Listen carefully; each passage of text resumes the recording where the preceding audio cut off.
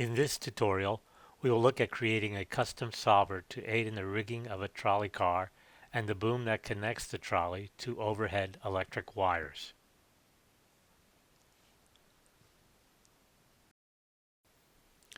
We will start with a trolley that has an overhead boom with the goal of finding the point on the overhead cable that is a specified distance from the trolley. The distance is the length of the boom. We will focus on the right boom, then apply the same rigging to the other boom. I've already assigned a path constraint for the point that is on the cable. Let's assign a look at constraint to the right boom. So we'll select the boom, animation, constraints, look at, and we'll point it to that point. So the point has associated with it, if we look at the motion tab for the point, let's select the point, we see that we have for its position for the boom, we have a path constraint. That is, we've assigned a path constraint, and we've also assigned to the percent value of the path constraint, we've assigned a float constraint, float script. That is a float script here. Okay. If we look at the float script, what we're looking for here is a value of the percent along the spline that the point is located. So here we have a 0 value, and if we evaluate it, the point is at the very beginning.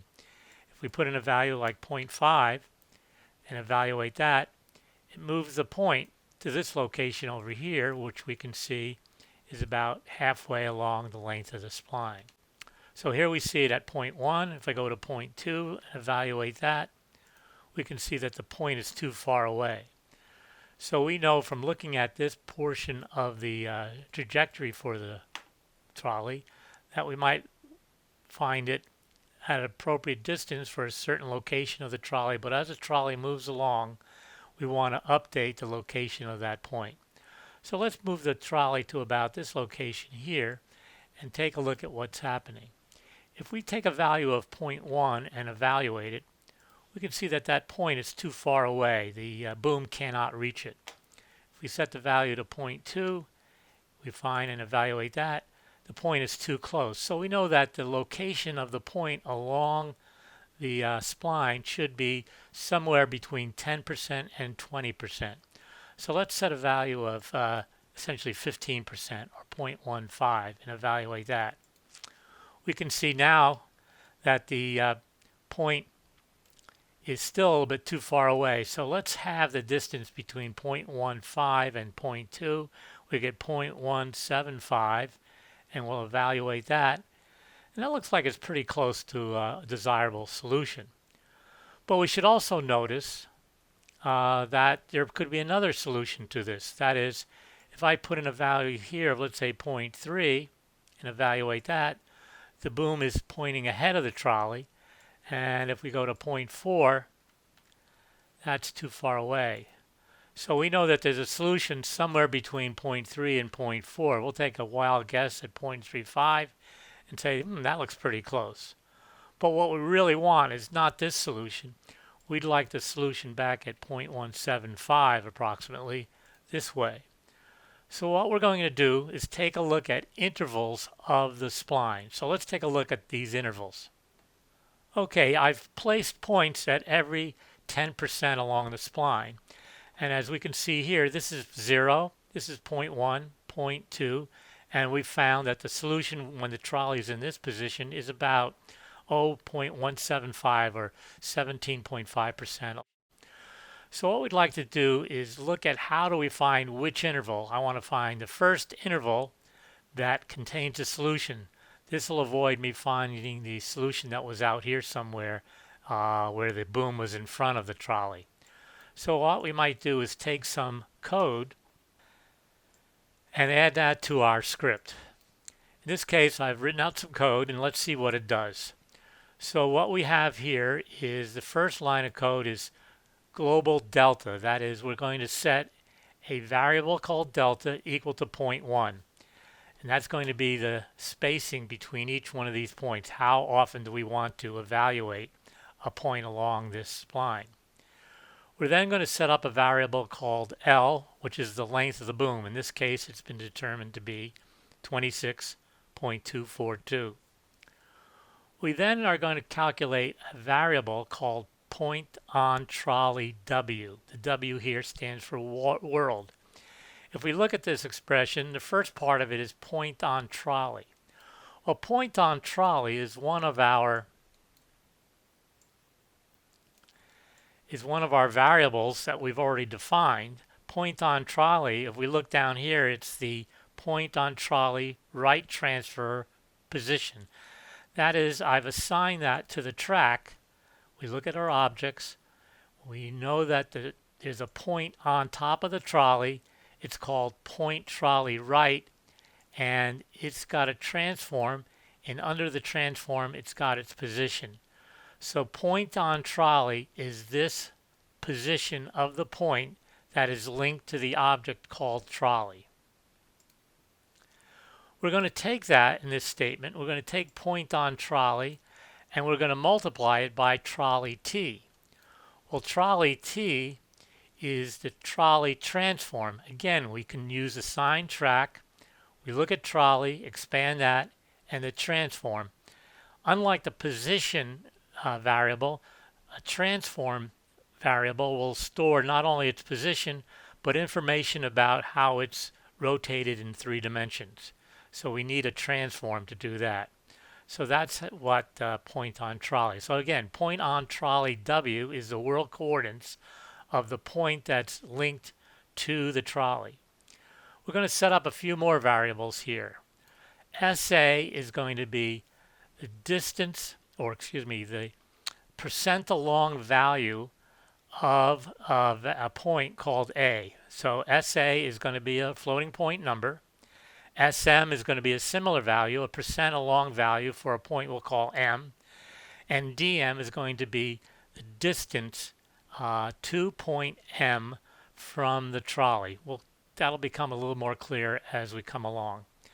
I've also included in this script another variable, another 2 variables, one called NIT, which I'm using to denote the number of iterations. We're going to take a guess at where the solution lies, and based on the results of that guess, we're going to make a better guess and a better guess again. So the number of iterations is how a solver computes the final value. So NIT is going to be the number of times we take a guess to find out where the point is on the cable. That is the fixed distance from the trolley. Flag is just a variable we're going to use to stop our loop. When flag is true, the loop will continue to calculate. When it changes to false, we'll stop. The next thing we look at is this loop. It's a for loop. We start off with I, and I is equal to 1, and it's going to go up to a value of 1 divided by delta. Well, delta is 0.1, so this is going to go from 1 to 10, and this is going to happen while the variable flag is true. So if flag becomes false, this loop will stop. We then determine a value for SA. We'll start off with SA is equal to the value of I, which the first time through the loop is 1, times delta, so SA is equal to 0.1. PA is the point where SA is equal to 0.1, and we're going to use a MaxScript function called interpret curve 3D. It has 3 arguments. The spline, in this case, it's a variable called cable. And again, up here we look at cable. And cable, instead of using assigned track, I used assigned node and then located the variable cable.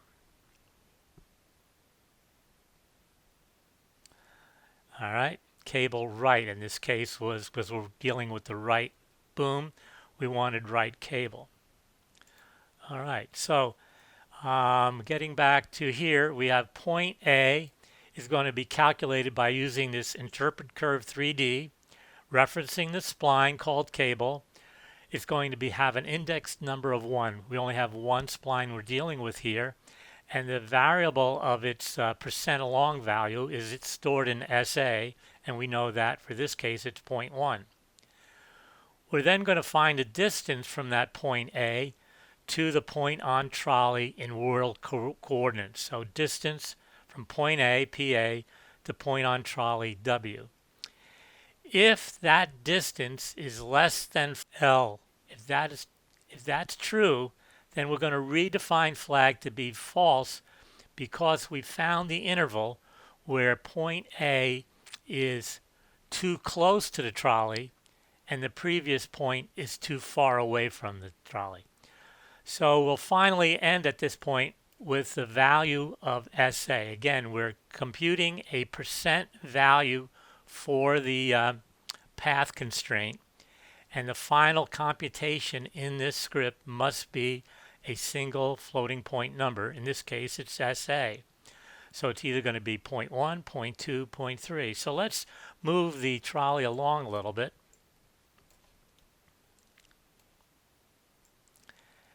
And we got to hit evaluate first. And as I go back to the beginning, it goes to PA. Well, at the very beginning, the value for the point at 0.1 is too close, and this one was far away. So we know the solution when the trolley is here is somewhere between 0 and 0.1. As we move the trolley along, it snaps to this is point A, then this gets a little bit further along. So just before it leaves the preceding point, it snaps up to the next point, and we can see that we now can determine PA is the end of the interval of interest where we want to make a further calculation. Okay? So now what we'd like to do is add on to this code. So what I'm going to do is replace this with the full program. Okay, now we have the full program here I've loaded in. It saved you watching me type. We've already come down past this portion, and we've gone down, and we are now, at this point here, we've found the interval of interest. We're now going to set up a variable called SB, which is the percent along value for the preceding point. So we have point A and we have point B. So if we take the percent along value for point A, subtract delta, which is 0.1, we'll get the value for SB. So in this case, SA is equal to 0.2 and SB is 0.1. We then calculate the value of point B, the position of point B, which is again using the function interpret curve 3D, referencing the cable, the index number 1, and the percent along value contained in SB. We then reset our flag to true, and we now have another loop that is of interest to us. Let's expand this a little bit and come down so we can see the rest of the code here. All right. So here's the code. We're going to look at for I equal 1 to 10 while our variable flag is true. The first thing I'm going to do is calculate a value for a new point, and the percent along value is stored in SM, and that's simply going to be SA plus SB divided by 2 will give us a midpoint between A and B. PM is the position, the point M. It's again the point that's halfway between A and B along that spline. DM is the distance to M, and we're going to calculate an error. And the error is the difference between the distance from the trolley to point M minus the length of the boom, which is L. We'd like that to get as small as possible, and when we get it very small, we can consider that we found the solution. I'll introduce a new variable here called NIT. I'm going to use that for some output information. It's going to hold the number of iterations, how many guesses were necessary to get an acceptable solution. At this point, we're going to look at the error. Is the error less than 1% of the length of the boom? That is the error less than 0.01 times the length of the boom? If that's true, then we've gone through, we don't have to make another guess. We'll set our flag to false, and our loop will stop. However, If that error is not small enough, we go on to the next if statement, which is if the distance is less than L, then we really want to redefine point A to be point M.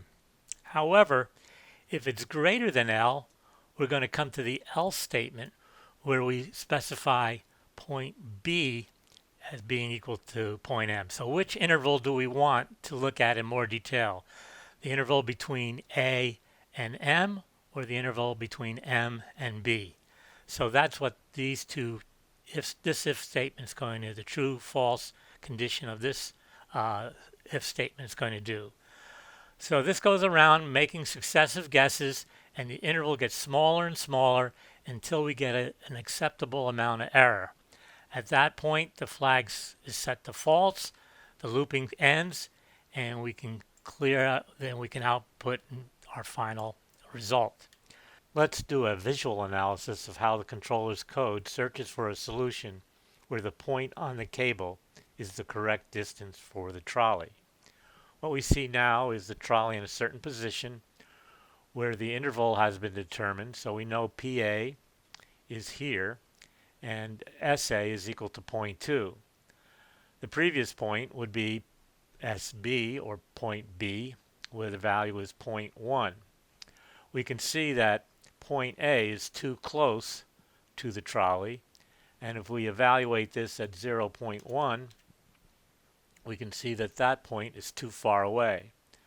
So we calculate a new point, S, which has a value of SM halfway between SA and SB of 0.15, and we determine a new point at this location we'll call point M.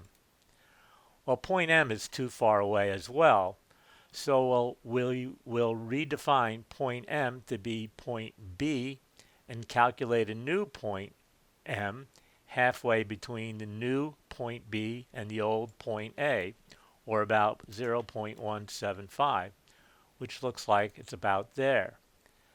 Again, this is too far away, so we're going to split the distance between PM, which will now become PB, and a new PM is determined at a value of 0.1875. And let's take a look at that. Well, now we've gone too far along, so we want to back up, but we'll back up half the distance between PM and PB to calculate a new value of about 0.1825, and we'll evaluate that. That's still a little bit too far away, so again we'll split the distance and calculate a new value for PM. In this case, SM is going to equal 0.184375. We evaluate that. We find that this is an acceptable solution, and we stop our loop, not having to do 10 iterations. If we were to fail in finding a solution after 10 iterations, it would just use that solution. So let's open up our scripting and our listener. I'll put that down here for a second, and let's clear that. And we're going to evaluate this, and notice that the boom is directly touching the cable.